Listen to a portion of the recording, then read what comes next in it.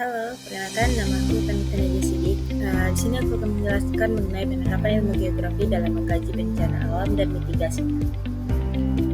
Yang pertama ada definisi bencana alam. Bencana alam didefinisikan sebagai peristiwa yang terjadi akibat proses alam yang tidak dapat diprediksi sepenuhnya, seperti gempa bumi, tsunami, banjir, atau letusan gunung berapi yang dapat menimbulkan kerugian besar terhadap manusia, lingkungan, dan infrastruktur.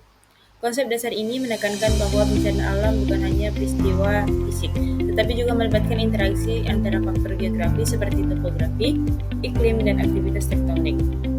Dalam konteks Indonesia yang rawan bencana, seperti di daerah Ring of Fire, bencana alam seringkali diperburuk oleh kerentanan sosial dan lingkungan, sehingga memerlukan pemahaman geografis untuk mengidentifikasi daerah risiko tinggi.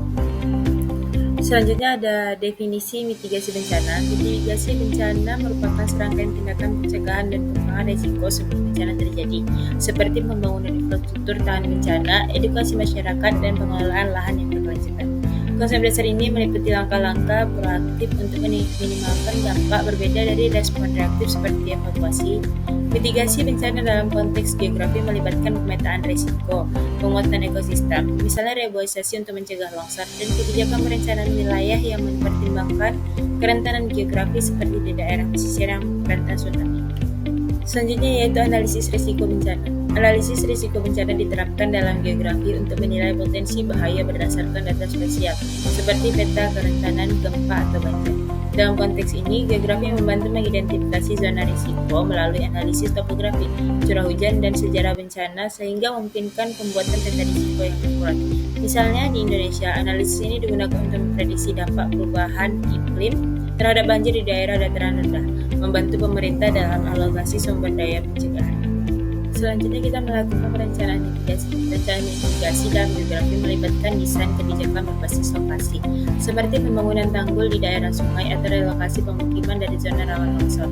Aplikasi ini menggunakan data geografis untuk merencanakan infrastruktur yang tahan bencana, seperti jalan evakuasi atau sistem peringatan dini.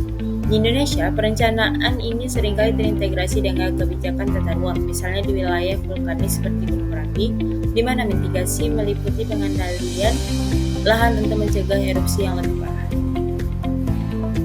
Selanjutnya ada manajemen bencana. Manajemen bencana dalam geografi mencakup koordinasi respon pasca bencana, seperti pemulihan ekosistem dan redistribusi populasi dengan menggunakan pemetaan geografis untuk monitoring dan evaluasi.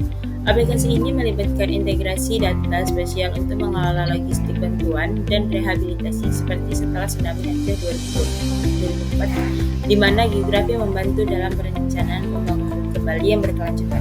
Dalam konteks Indonesia, manajemen ini sering melibatkan kolaborasi antar wilayah untuk mengatasi bencana lintas batas seperti banjir yang memengaruhi beberapa populasi.